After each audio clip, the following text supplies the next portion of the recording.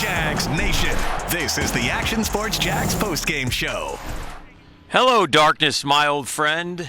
23-20, the Houston Texans beat the Jacksonville Jaguars, dropping our beloved squad to 2-10 on this NFL season. And we'll talk about it. Houston dominated for, just about the entire game. Jacksonville had a little run during junkyard time and actually had a chance. And then just when you think they have a chance, they screw up and lose the game, which was to be expected. And they lose again at home here today. Hi, everybody. Hicken here. We're at the bank hanging out and talking with you.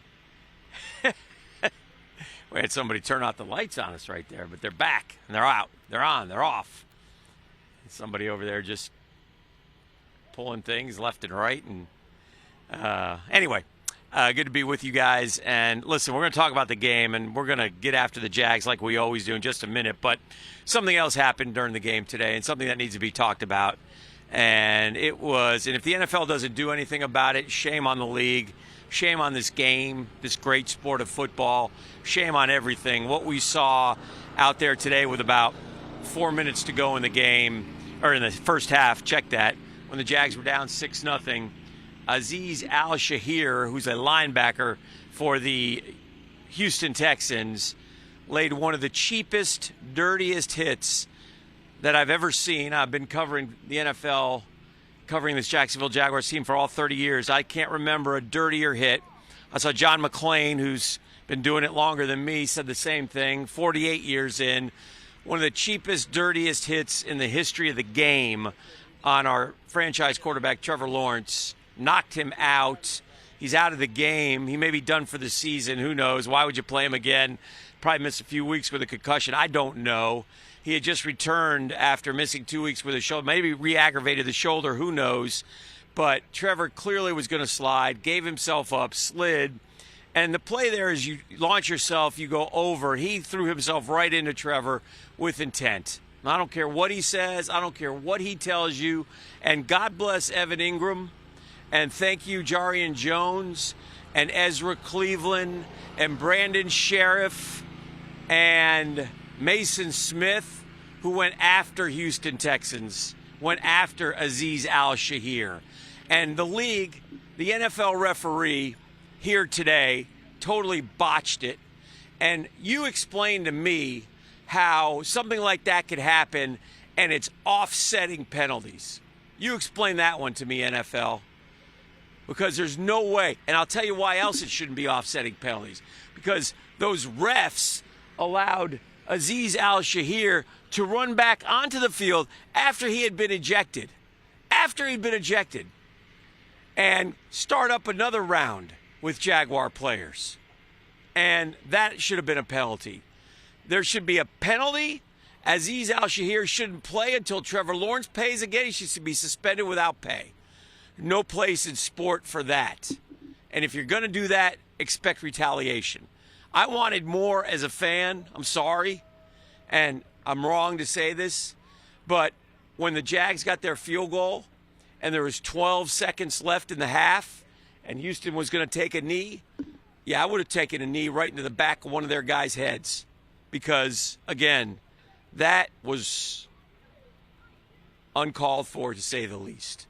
And Azeez Al-Shaair should be out as long as Trevor Lawrence is out, no question, maybe longer. There's no place for it in the game, a great game of football. And the NFL should be ashamed of themselves. And how you could come out and simply say offsetting penalties when Evan Ingram is simply defending his guy who's knocked out on the turf. The franchise quarterback. Man, if the NFL doesn't do something, they should be ashamed of themselves. Ashamed of themselves. And that dominated the first half. The Jags had their chances. Look, they're no good. The team is no good. They're bad. They're bad in every area. And you can see the game notes. They really don't matter. C.J. Stroud is not playing well. Houston is struggling. If this is a decent team, they probably beat the Texans today. But we're not decent. We're terrible. It reminded me a little bit of us in Carolina a year ago when we were in a free fall. The Texans had lost a couple coming in, and the Jags simply could not hang with Houston. They got a couple junk touchdowns towards the end. They had a chance. They had a chance to get the ball back with about a minute to go, no timeouts, but only needed a field goal. And quite honestly, Cam Little missed a 55-yarder that, if was good, there's your 3-point difference. So the Jags had their chances, and they could not when they needed the. And this has been the story all year. When we need the defense to make a play, it doesn't make a play. When we need an offense to make a play, they don't make a play. We've got Doug Pederson right now. Let's hear his comments after this loss. I'm sure he'll talk about the situation with Trevor. Update us on Trevor's condition, and were you able to talk to him at all post-game? Yeah, I haven't talked to the docs yet. I did see him at halftime. You know, he was moving around and everything, and we'll be fine. He'll obviously go into the protocol, but I haven't talked to him here after the game yet. You've obviously been in this league a long time as a player and a coach. Where does that hit that he took rank for you in terms of dirty hits? Well, look, it's a play that nobody wants to see in our league, obviously. Because you see what happens, after the fact, and it just escalates. And I've got a lot of respect for Coach Ryans, and I mean, I know he doesn't coach his team that way. We don't coach our team that way, and it's unfortunate. It really is. It's unfortunate, and I'm just glad that Trevor's going to be fine. He'll obviously be in the protocol, but it's just an unfortunate play. To follow up on that, Doug, has there been any thought? I know it's really early, but has there been any thought on shutting Trevor down, considering his shoulder, considering the latest injury? I mean, it's 30 minutes after the game, so I haven't thought about that. Yeah. And then also, it was announced in the middle of the game, Jerry Mack is taking a job at Kennesaw State. Can you confirm that? And what was your conversation like with him? Yeah, I'm excited for Jerry. It's a great opportunity for him to become a head coach again in college football and at Kennesaw State. And I just thank Jerry for, what he's done here. And he's really, changed that running back room and has done some really good things for us, and wish him well. And I'm excited. I'm excited for him to be able to watch him, continue his career as a head coach now.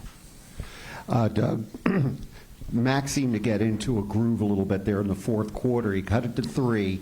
How difficult a decision was it to kick off instead of try for the onside kick there and try to see if he could continue what he was doing? Yeah, I mean, it obviously was a thought, to do that, but we still had a couple of timeouts and still had some time left on the clock. So, just the decision to go deep and put our defense back out there and try to get one more stop, But, it was we talked about it quickly, but elected to kick it deep. Doug, after all you and this team has been through this season, what was it like in your thought in your mind when you saw Trevor go down like that, especially on a hit so egregious? Well, I was excited for Trevor to get back out there, and start for our team and lead our football team. This week, that was always the goal. Was to shoot for the Houston game and get him back out there and. It's just again, it's unfortunate. It's a play that really has no, business being in our league, and I thought the officials did a great job of doing the best they could to get control of it, and all of that. But again, just trying to getting Trevor in a comfortable situation, getting him back out there, trying to get some some momentum on offense, and obviously that happens, and it takes a little wind out of your sails. But on the flip side of that too, Matt came in and got us back in the football game. So proud of that too. Follow up. When you see what happened in the aftermath, is that something that you just kind of feel like, hey, that's just a byproduct? When somebody sees their quarterback get hit like that, that's just going to be the natural reaction. Yeah, you see it at every level of football, right? When the quarterback gets hit, at that magnitude, it just escalates. And obviously, Jarian, on our side, he can't do what he did either, right? That's unacceptable as well. And I know the league will, probably send out fines for both players. And maybe some others. But I again, there's when you see that, yes, it does, and plus it's a division game, right? It's a division game, and it's an emotional football game as it is. But at the same time, we've got to. You have to be the bigger person. You got to be the bigger man in situations like that, and just fortunate that nobody else was ejected from the game. Doug, way in the back, Will Brown, Jacksonville Today. Last 3 home games, the defense has had an opportunity to, late in the fourth quarter to either get a stop or get off the field to extend the game or give you all a chance to try and win the game. Is it something schematic? Is it execution that keeps leading to you all not being able to get off the field in those third down situations less than 5 minutes ago? As a player, number one, you got to understand the situation. Schematically, we look at it as coaches and make sure, we're putting our players in situations and to be successful. Obviously, we'll take a look at the tape tomorrow. I'll have probably a better answer for you tomorrow on this. But just knowing and understanding the situation, you do everything you can, to try to get off the field, and give credit to Houston for executing that play and staying on the field. Doug, what were your thoughts on Walker Little getting his contract extension? Excited for Walker. It's a great opportunity for him. I think it just shows the commitment the organization has and the type of player that he is, to really get him locked up. And I think for him too. I mean, it's a little peace of mind knowing he'll be here, for the long haul. So I'm excited for him and his family. It's a great opportunity, great for the organization, obviously, and our team, and excited for him. Okay. Thanks, Coach.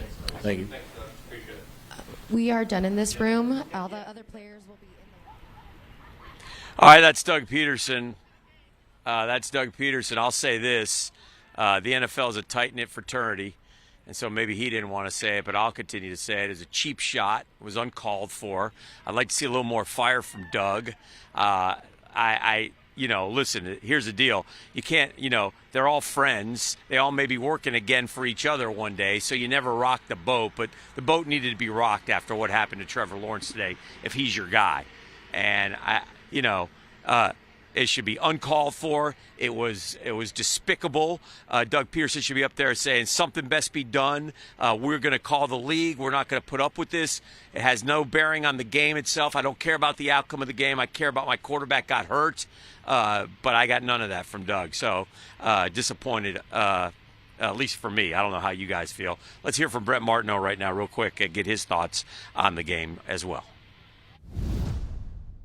Well, we know the end result. It looks like another close game for the Jacksonville Jaguars, 23-20. They haven't been able to win any close games this season, but this really wasn't that close. So that was a garbage time special in the fourth quarter. Jags to come back and make it somewhat of a game. Obviously missed a 55-yard field goal, so that was significant too. But this isn't about really the final score or the comeback attempt. This is all about Trevor Lawrence and what transpired at the end of the first half, and then really how the Jags football team responded to that. Of course, right away, the entire team had the back of Trevor Lawrence. The next 5 minutes, the offense was able to run the football. They looked like they were trying to bully the Texans. It was a good sign. And then they come out in the second half in a field goal game, and they didn't have any of that. It's got to be one of the most disappointing things I think I've watched 16 years covering the Jacksonville Jaguars. It was embarrassing in the loss against the Lions a couple weeks ago. This one might have felt worse considering the circumstances and the lack of fight in the third quarter and early fourth quarter, to then get to a 23-6 deficit on your home field against your division rival in a game where they took out your starting quarterback, your franchise quarterback, your guy. And then you come back and make it a game to make it look a little better. But it doesn't diminish anything I just said. The Jaguars should have shown a lot more fight. No personal foul calls, no unsportsmanlike at the end at all. 3rd and 5 to run the football, and they get it with ease with Joe Mixon. Where's the fight in this football team? Where's the physicality in this football team? Where's the dog in this football team? Well, that's why you're 2-10. They're not a good football team to begin with, but they don't have any of those qualities either as a team. Not individually, but as a team. And it's got to be one of the most disappointing things we've witnessed and one of the most disappointing years we've ever witnessed here in Jacksonville as it continues to roll on. We'll ask them all about it in the locker room. What are the answers going to be? And now what for Trevor Lawrence the rest of the season might be the next thing we learn. More to come in just a bit. For now, at the bank, I'm Brent Martineau, Action Sports Jacks.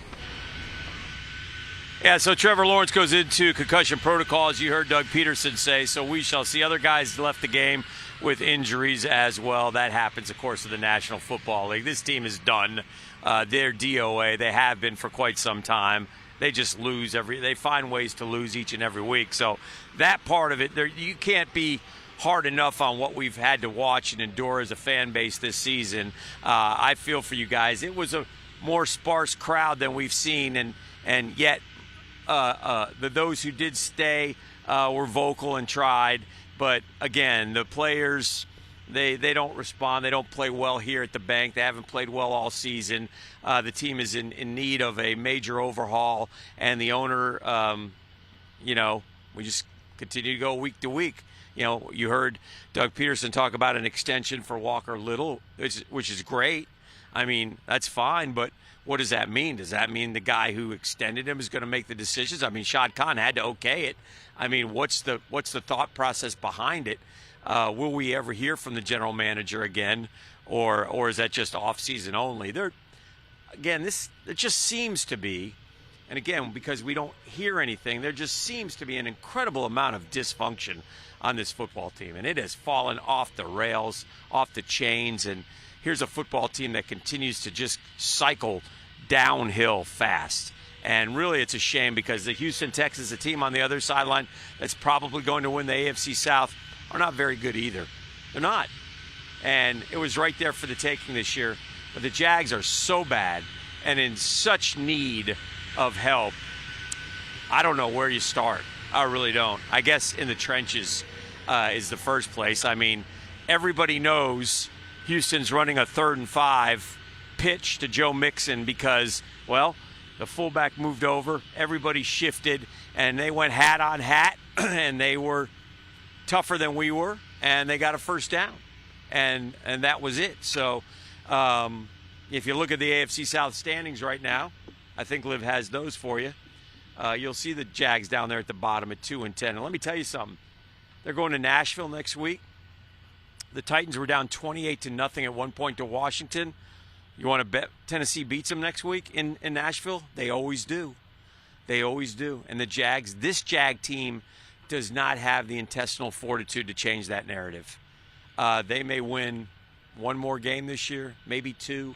That'd be about it. Everybody says, the schedule gets softer. Not when you're the softest team in the NFL. Not when you're not going to win in Tennessee. You think you can beat the Jets or the Raiders? I don't. So you think you'll beat the Colts at season's end? No. And does it matter? No, it doesn't matter. And at this point, now that you're 2-10 with double-digit losses and you're eliminated from everything, why not just – who cares? I mean, really, who cares? Go get yourself a first overall draft pick. I mean, this team is washed, We'll watch Trayvon Walker get a sack and Josh Hines-Allen get a sack and, Mac Jones throw for some junk yards. And that's about it. That's about all we got. We'll see if Trevor comes back again or if he just gets hurt again and go from there. It's just, boy, I tell you, it's been, in terms of disappointments, 2024 has to be the most disappointing year in Jags history because there were expectations, right? We expected to at least compete for the AFC South. At least compete for the AFC South. Playoffs are now 2 years removed. Trevor Lawrence's 4th year is a total waste of time.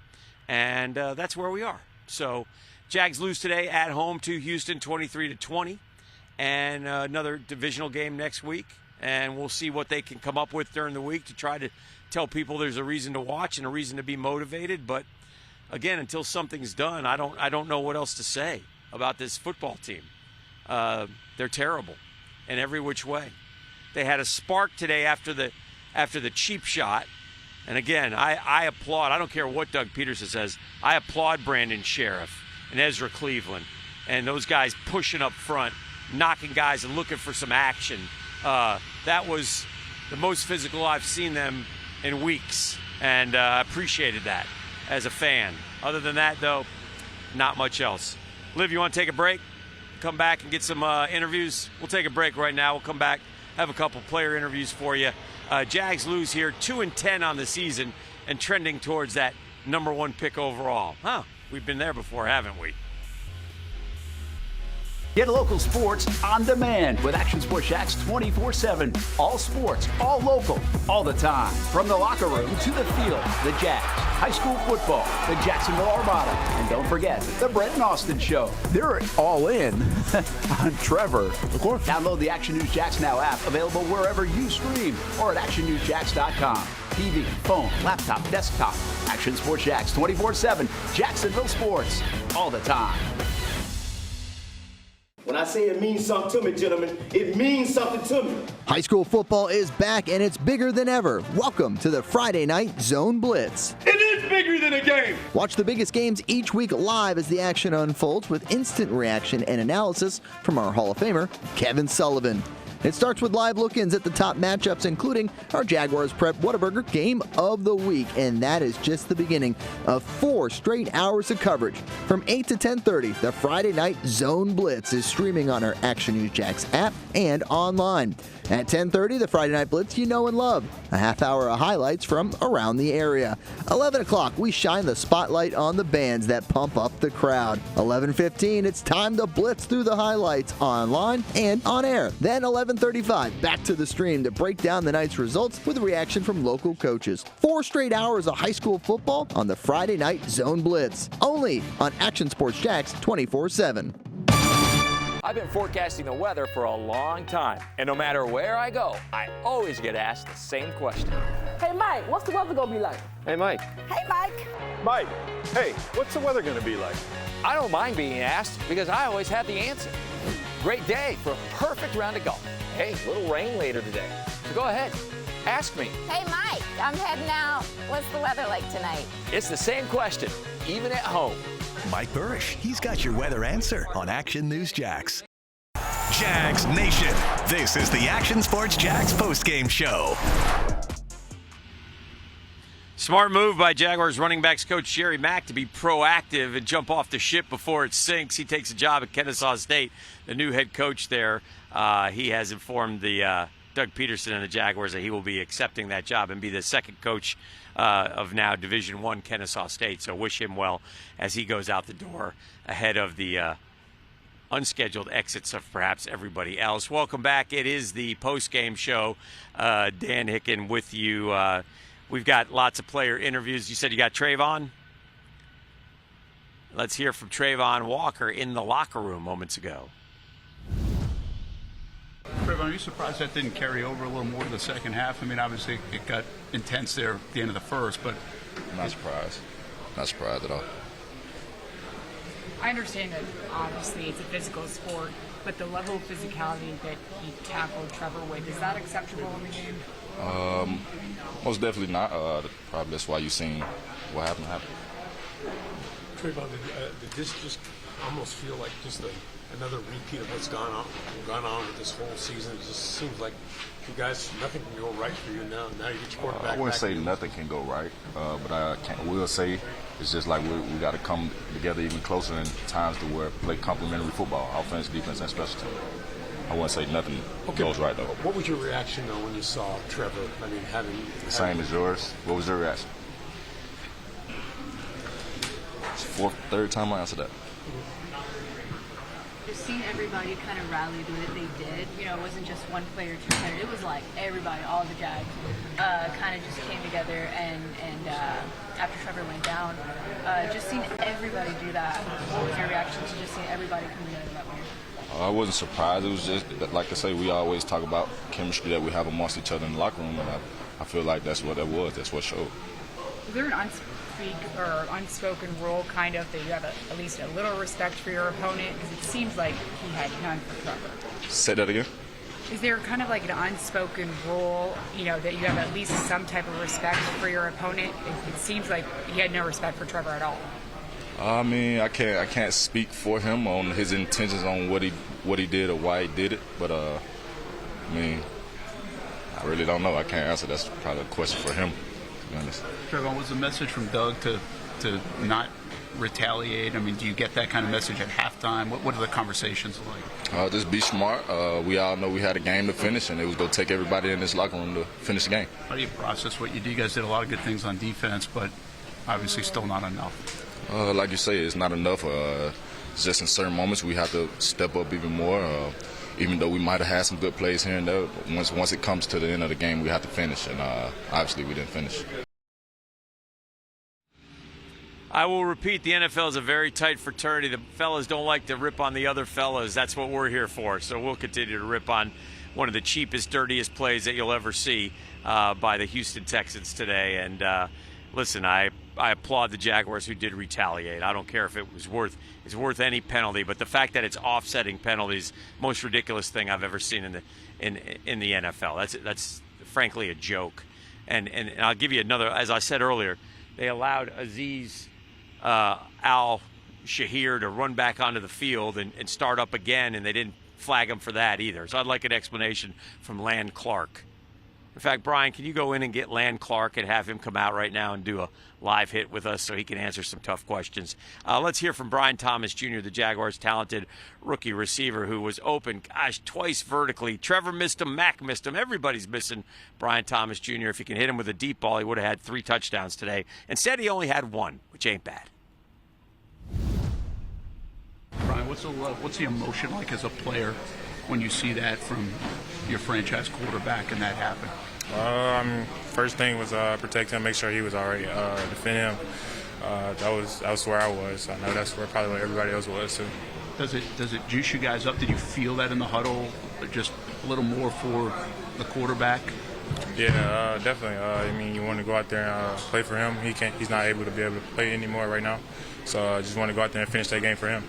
Brian, you got a little bit more involved in the offense today, and I'm sure you're kicking yourself for a couple of the balls that you could have had. But do you feel a little bit better about your overall game today than maybe the past few weeks? I feel like I could have did a lot better. I had a couple balls on the ground, but I'm just gonna keep working and get better next week. How do you think? Do you think Mac, now that he's had a couple games, obviously come in that situation, felt a little more comfortable in rhythm? Yeah, definitely. Mac came in and he did super good. He played well. Just him getting more comfortable with us, us getting more comfortable with him, is going to keep progressing. This same song, different verse. Is it hard to just keep going back and hoping that the outcome's going to be different? I mean, we just come in each and every day and man, just put our best foot forward. Just trying to be the best that we can be. That's what we're going to continue to do, be the best that we can be on the field. All right, some of the receiver numbers for you. As you can see, Parker Washington over 100 yards. Again, a lot of them were junk yards today in the second, towards the end of the game. But nonetheless, Brian Thomas Jr. did tie the franchise record for most touchdowns by a rookie receiver, so hopefully he'll break that in the next few weeks. Although, don't hold your breath. The Jags don't exactly explode for touchdowns. In fact, when they got their touchdowns in the fourth quarter, it was their first touchdown since the first quarter of the Vikings game 2 games ago. Remember, they scored 7 against the Vikings. They scored 6 against the Lions. And then today they were able to get a couple touchdowns in the fourth quarter. Speaking of Parker Washington, let's hear from him right now. Parker, how confident is a game like this for you to get in the rhythm, to get touches and maybe take that through the rest of the season? Yeah, it was pretty cool. You know, I got a lot of reps today, a lot of targets, the most I probably had since college. You know, I had 1 drop, really a couple drops, a lot of tough catches, but nothing's a tough catch. You know, you got to catch everything, especially when you touch your hands. But it was exciting to be able to get some reps. You know, my coach is trusting me to play outside. So it's just been cool to build on that because, like, in college, I wasn't playing outside. You know, I always been labeled as just a slot. So kind of just getting that off my back and just being labeled as a receiver is what I'm most excited about. No question, Parker Washington's going to have a big opportunity over the next 5 games, see if he's able to take advantage of it, and it'll be an opportunity for the Jaguars to get a good look at him and make some decisions on these young receivers and who can play and help this team going forward. And and who can. As for who will make the decisions, that remains to be seen. I guess we're also going to see Mac Jones for the time being. Don't know how long Trevor's going to be out. Boy, I'd be hard-pressed to think he'd be back next Sunday, but you never know. He's a tough kid, and he continues to play. And by the way, it wasn't like Trevor was lighting it up either when he was playing. He was struggling as well, a little rusty. He had a beautiful 30-yard throw to Parker Washington. Then he had a couple missed throws to wide-open guys, so the inconsistency is still there with Trevor as well before he took that cheap shot by the Texans linebacker. All right, speaking of Mac Jones, probably the best he's looked since he started wearing a Jaguar uniform. He struggled his first 2 games. Today in the fourth quarter especially, not early on, but in the fourth quarter he was able to find some rhythm. Might have been a little bit of a prevent defense as well by Houston, but nonetheless he was able to take advantage and lead the team to a couple touchdowns. Here's our interview with Mac Jones right now. Mac, did you feel different energy in the huddle after that from the big guys? Or, I mean, was there some anger? What was it? Yeah, absolutely. I mean, sports is very emotional, especially when something like that happens. And we definitely came together as a team and fought hard, for Trevor. Came up short at the end, but I feel like the guys responded. And obviously, Trevor's safety is the most important. But yeah, I feel like we moved forward and tried to win it for Trevor. Did you feel like you were in a little better rhythm, that couple of weeks to bye and when you were able to get in there? Yeah, I think it just, going back to doing my job and taking it one play at a time and just being me and trying to have fun out there. Obviously, every NFL game pretty much is going to go to the fourth quarter if you're lucky, and we were there. We just, it was a little too late by me, so it's on me. A little too late indeed as we look at some of the numbers. C.J. Stroud does not look like the same player as the guy we watched last year as a rookie. He was unbelievable last year, and he has not been unbelievable this year. He's been okay, but he just looks a bit off, a bit tentative. I don't know what it is, but he does not look the same as he looked a year ago. There you see Mac Jones' numbers. Again, the best he's played as a Jaguar, and they might need that going forward. Going up to Nashville next week when they take on the Tennessee Titans, who also got beat today by the Washington Commanders. All right, so that's the quarterback situation. Again, we don't know about Trevor. We don't know if they'll even play him. If he's out for a couple weeks, then the best guess is he probably won't play again. If he's able to come back right away, then maybe he will. But at 2-10 now, why trot him out there?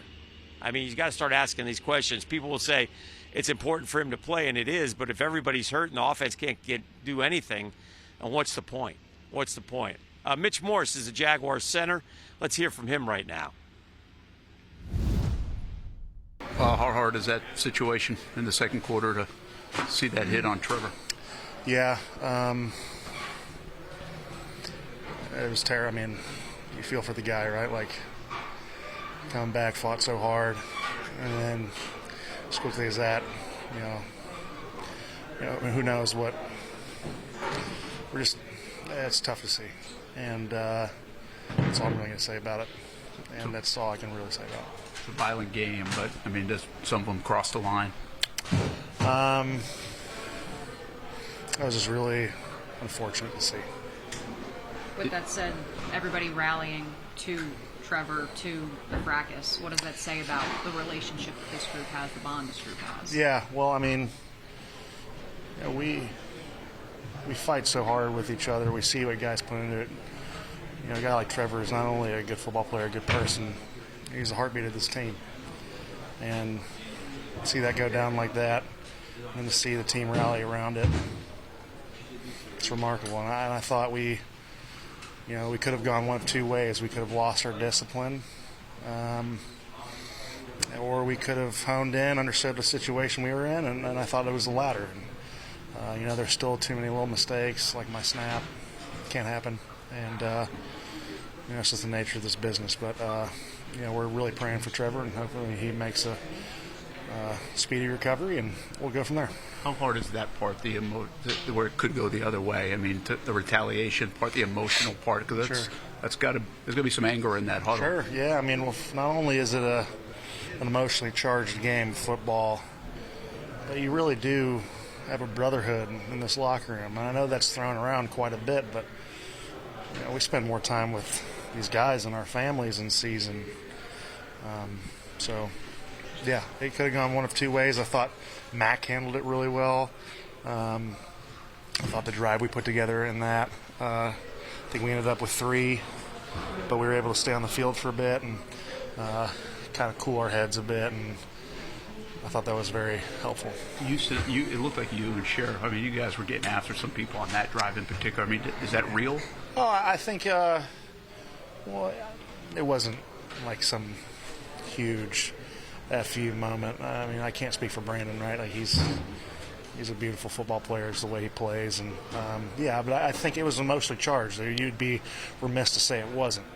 But we also understood that you could use that constructively, or you can get outside of yourself, and then it could have gone, even worse for us. So I thought we did the best we could.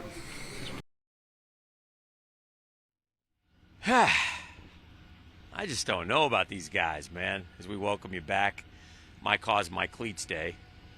My cause right now is to question what the heck the Jags are saying in the locker room. I mean, can somebody say, hey, that was ridiculous. That was a cheap shot. That's unacceptable. Can any of them say that? I mean, coach, the players, well, that's really unfortunate. I feel bad for Trevor. By the way, we have pictures. Brent has a picture of Trevor leaving the locker room down the runway with his wife walking, so that's a good sign at least as he goes. So happy to see that, and a bit of good news there. Hopefully he'll be okay, but yeah. Oh, hey, Brent. Hi. Brent Martineau joining us now. I mean, I don't want to rip the players, but I mean, what is it, just a tight-knit fraternity? We can't break code? I mean, that's embarrassing. I mean, somebody say something about a cheap-ass hit on our quarterback. Well, I feel like I am more more mad about that second half than these guys are. They've accepted losing. They're not good. Yeah. And 23-20 was not the score of this game. It was 23-6 to a team that has just whooped you for 10 years on this field. Yeah. Your division rival who you should be better than, and it's okay. And they took out your quarterback on a cheap hit. And it's like, okay, we fought for like 3 minutes and then that was it. Yeah. That ain't good enough. And I know you can't just go cheap shotting everybody. But listen, here's the thing. I really, this is what I'm hesitant. I like the players. Yeah. I have respect for the game they play. Yeah. I understand you have to be disciplined. But the Baltimore Ravens and the Pittsburgh Steelers are not down 23-6 on their home field after their quarterback gets taken out to a division rival. This franchise is. That's the problem. Yeah. That's the problem. It's not one individual problem. Yeah. That's the problem. Because Doug says at halftime, don't be doing anything stupid. The refs obviously gave both teams warnings as well, so I found that out from Josh Hines-Allen. Okay. But it's like there was chances to take an extra, like a late hit. Just hit somebody hard. Did anybody get hit hard in the second half for Houston? Anybody? I thought Trayvon put a good lick on the tight end and drove a little extra. From behind a little bit. There were a couple of those, but again, and I think it starts at the top. I'm disappointed in Coach Pederson as well. I think in his press conference, he's got to come out and defend his quarterback. I don't care that you're friends with DeMeco Ryans. I understand they don't. I know he doesn't coach him that way. Coach. Obviously, you got respect. We get that. But that was BS, man. I wouldn't have shaken these guys' hands. I would have went into the locker room. That's your division rival. They just whooped your ass for like the 10th time in 11 games on your field. And they got your number. They own you. They're better than you. And they're not even that good. Yeah, I guess we get mad. Like, why are we so mad about it? I don't know. I thought this was more embarrassing than the Detroit game. That second half to me was more embarrassing than the Detroit game. Okay. I don't doubt that. I felt better a minute ago until I just came out and talked to you. Well, again, I am stunned and listening. I'm just listening to the players in the locker room, and nobody wants to say that was unbelievable. I can't believe that guy did that to our quarterback, and we went right at him, and I was proud that they went at him. Yeah. That was the best part of the game, quite frankly. It's the only thing we're asking about. They showed some fight. Let's hear from Evan Ingram, see what he has to say. In the moment, did you think it galvanized you guys, the way you responded, and then you go down and you run the ball, and did those things happen? I think we were ready to play today. I don't want to take away from that. We were ready to go. Obviously, a little slow start, but definitely blood was going after that. It was a whole mess out there, and we felt the need to really finish the drive. So this is football. We started playing football, and just definitely just wanted to really just finish for Trev too. I mean that was a kind of a deep down thing too. Is just keep playing for him. What's the fine line between turning it into a little bit of a street fight there, and that with all that anger and emotion, and then also playing disciplined ball? I think we did a great job with the discipline part afterwards. Obviously, it was a mess. It could have got worse. Could have handled it wrong, but I think we responded really well. We kept playing, kept our composure, and we had a shot to win it. We did some good things on offense, and just didn't get one more shot at it at the end. So definitely a tough thing to do after something like that, but proud of the guys staying locked in and just continue to fight. Evan, is that a talk in the locker room that this is how we're going to respond? I mean, anytime you're in a close game like that, it's pretty general. It's pretty common sense that we're going to keep fighting. And obviously, the refs were pretty adamant on they're not going to accept anything more. So we had to be smart to finish the game. So that was kind of our message in the locker room was handle it the right way. Keep handling it the right way, and let's go win. Can you be too disciplined in those spots? In a sense, like do you take off some of the intensity because of that? No, I think you can still be a dog and you can still whoop somebody's ass and be disciplined. That's kind of what our message was do it the right way. We know what we wanted to do. We know how that made us feel, but it's our job to do it the right way so we can keep our heads and stay in the game. So. No, I think there's still a way to handle something, but doing it the right way and having discipline in that. Is that a suspension-worthy hit, given his history? You called him a dirty player. I think that's kind of the consensus around the league that he's. That's definitely way above my pay grade, but it definitely was wrong on his part. Having 40 catches in 8 straight years to start your career, I think it's Kittle and Shockey, only other ones that do that. What does that mean to you? God's good. Definitely have had a long journey and love working here, love coming to play here, love playing ball. So that's a cool little stat. There's glory to God for that. Did you know that before this game? No idea. But yeah, those two are really good football players, so it's really cool to be a part of that. Evan, how concerned were you that Trevor was legitimately, seriously hurt? I mean, it happened so fast, but I knew it wasn't good. So even when I got up, he was still. Once I still saw him there, it just, very unfortunate. Was it a relief to at least see him in the locker room? Obviously he's in protocol. Yeah, it was a relief to see him get up. It was a relief to see him get in the car on his own and get off the field for sure. All right, that's Evan Ingram, the Jaguars tight end. Some interesting things to say. I want to get off the late hit, the cheap shot, the embarrassment by the NFL, the fact that they won't do anything, the fact that I saw a bunch of former players all say that was ridiculous, what we saw. But that aside, we'll talk more about that later. Let's talk about the game itself as well. And that, again, is, I think you touched on it. This is it's over. The white flag has been waved, even in the locker room. I don't know. I look at it more like junkyards at the end that they were able to get. Oh, it's garbage time heroes, man. Get a couple touchdowns here. Because when they had a chance, Houston said, all right, we're going to run pitch left, pitch left, pitch left, and they couldn't stop them. Hat on hat. And they put hat on hat.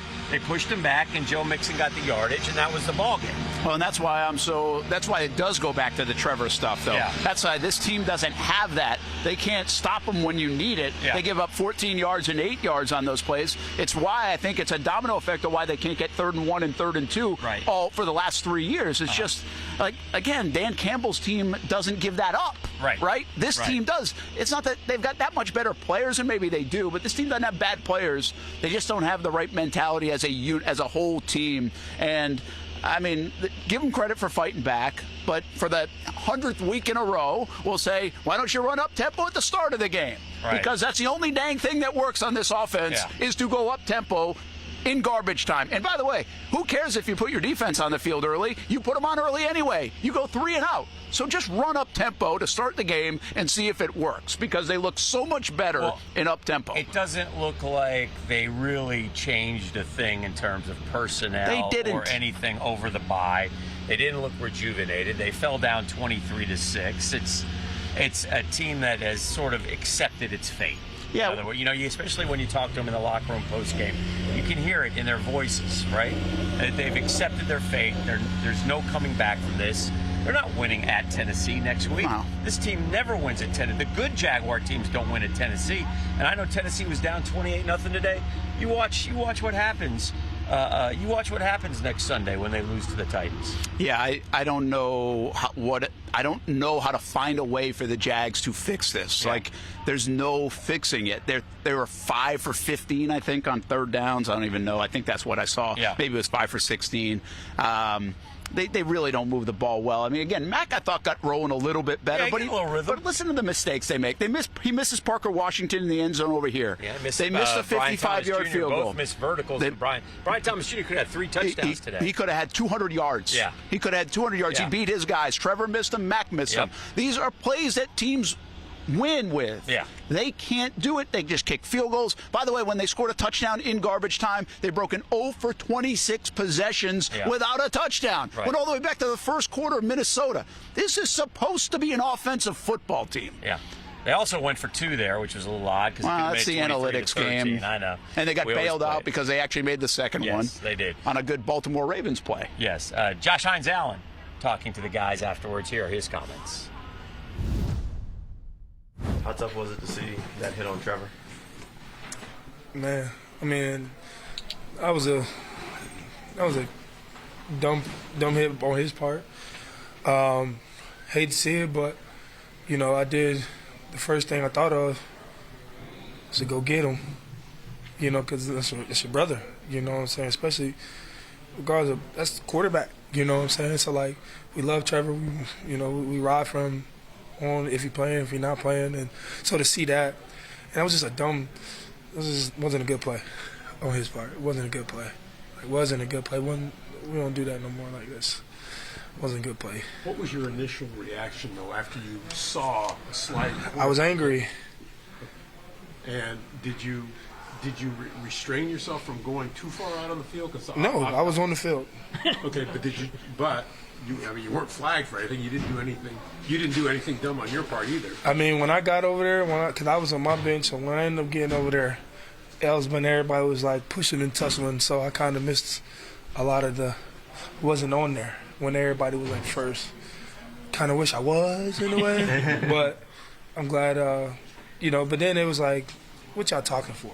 Just get up out of there. So I had to assert that presence, get everybody up out of there. But that was a bad play. You know what I mean? Bad play. You've seen some dirty stuff. Is that dirty? Is that a dirty hit? And I think he's just. I think at the end of the day, he's just playing football. But again, the way we've changed the rules of how we play, we go over these things. We talk about these things. We know how to play football. You know what I mean? Now his game changed. Like a couple years ago, that would have been a great hit. But like now, it's like, that wasn't a good play on him. So. I mean, I'm not going to sit up here and say, does he deserve to get suspended or not? It's not my call. At that moment, it just wasn't a good play. It wasn't smart. It wasn't a smart play. And then he almost put his team in jeopardy, too, because he is a starter. He is a great player. Much respect to him on the field and off. But, like, at that moment right there, to put your team in that position, just wasn't a good play. You guys rallied to kind of back Trevor up in that moment. Does that just show how kind of tight this locker room is to come together for your guy like that?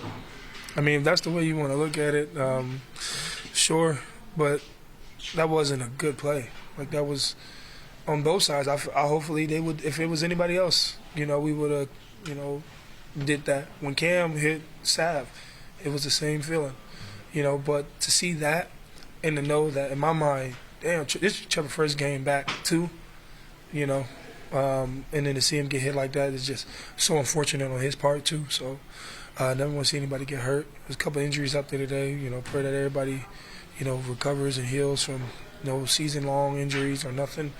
and pray for a speedy recovery. Are you surprised that the emotions, the anger maybe of that you right after didn't spill over more into the second half, and when you look up, you're down 23-6 in the fourth to the division rival? I mean, when we got in here, it wasn't. We weren't still upset. We wanted to get back. Obviously they ran the clock out almost. Well, they did run the clock out, so we couldn't really.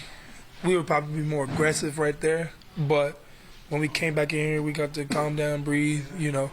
That's why it says after an emotional game, to breathe before you speak to the media, because you don't want to have reactions or just go off your emotions. So for us to come back in halftime and to talk about it and catch our breath and get back to playing football.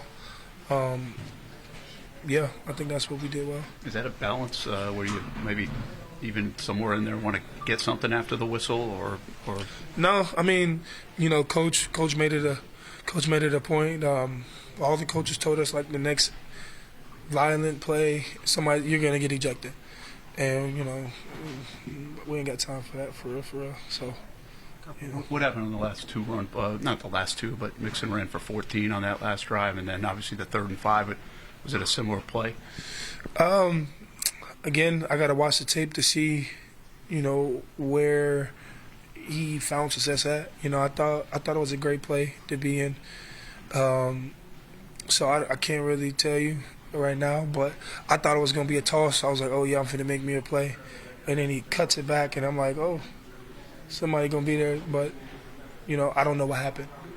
But yeah, that one hurt right there. You feel like you're on a hamster wheel a little bit. I mean, you guys doing good things, some, but not just not enough. What is the hamster wheel? Well, just kind of spinning around and around, just trying to find the answers to get a W, and just not happening. We're trying to win at the end of the day. I mean. I guess that was a good analogy. I guess I don't know. I don't know how to Might not have been my best. I don't know how to respond back to that. So give me another day. Well, there you have Josh Hines Allen with a lot of interesting things to say. Again, it's stunning to me, the comments and the attitudes of our Jaguars franchise after that happened to Trevor Lawrence today. If I was the coach and that happened to my quarterback, I would say if you're in uniform, you better be on top of that guy, pounding him. 53 of you run to him and attack him. I mean, and we'll pay the fine. Yeah, Shad Khan should pay the fine. We would start a GoFundMe right now if guys got fined and needed help. Yeah. Jarian Jones, good for you. Doug said shouldn't throw punches. Heck yeah, you should have. Yeah. You should have thrown more. That's what you should do in that situation. Jones, Brandon Sheriff, Ezra Cleveland, Mason Smith. Yeah, Mason Smith was irate. Tip of the cap. Yeah, they should. Yeah, good. And it should have been more of. Evan Ingram, good. Dan, here's the thing about this. Again, I'm so bothered by this, and maybe I shouldn't be. Maybe I'm losing my mind like you always do on this show. But I grew up around Red Sox Yankees. Yeah. Those guys, when it was Red Sox, they understood it. Yeah. This is Houston. Except for A-Rod. We have a bunch of A-Rods on our team. This is Houston and Jacksonville. This is your division. They're not even good this year, and they are whooping your butt in the division. Yeah. That doesn't bother you as a competitor? That doesn't bother you as an organization? Yeah. They just whooped your quarterback and took him out for the year. Mm-hmm. And that doesn't bother you because, why, you might be on the team with them next year. You got to respect the game. You can't get fined. You can't get flagged. You got to be disciplined. That's not what happens. That's not what happens. That's not what's supposed to happen. We do not have an enforcer on this team. We do not have. If you think back the years, you mentioned the Steelers and the Ravens. Ain't no way that ever happens in Pittsburgh. Ain't no way that ever happens in Baltimore. 2017. Ain't no way that ever happens in Kansas City. 2017 Jags. Yeah. Oh, God. Malik Jackson gets tossed. Jalen Ramsey gets tossed. Telvin Smith gets tossed. Yeah. Miles Jack might get tossed. Yeah. Cam Robinson gets tossed. I mean... Now, Puz probably be disciplined in that. I don't know. Anyway, our work here is done. I guess. We got to move on. We'll be back tonight. We got 5 more of these dang things. Oh, my gosh. I mean, it's unbelievable. Can we It's the longest season ever. Ever. Yeah. Well, Christmas is coming, so we have that. We got 2 minutes left before we get out of here. So we're back tonight. Action Sports Jack's prime time. Huh? What'd you say, Liv? Oh, prime time. Prime time's coming up today. Yeah, we do have at 10:30 on Fox 30, 11:30 on CBS 47. hopefully I calmed down by then. We have Jags Report Live. It's Sneakers. Oh, Sneakers, sorry. Strings. Sports Brewery. The new one in Jack's Beach tomorrow. All right. And Christian Kirk is going to join us. It'll be interesting to see his perspective. He's going to get peppered with questions from you and me. Because seriously, you're not playing. I need to know what is going on, man. Do we have no toughness on this team?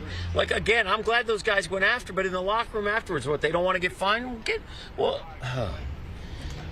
I did like their response. I will say I like their initial response, but you shouldn't cool off that much off that in the second half.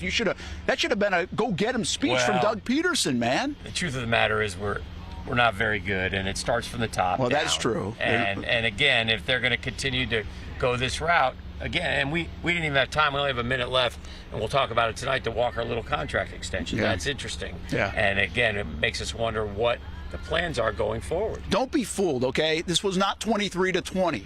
It was like 6-6, and then Houston thumped you for the next 18 minutes. It doesn't matter. Even if it was 23-20, you know what it was? An L. That's what it is. An L. Every week it's an L. They are 2-10. Unbelievable. What a horrible team. All right, we're out of here. For Brent, Martineau, for the crack staff, for everybody who's been a part of this great program, including Olivia Tasley, who's just been so very good today. We appreciate that. We'll be back tonight. Again on Primetime. We're out. Peace. Jags Nation, thanks for watching the Action Sports Jax postgame show.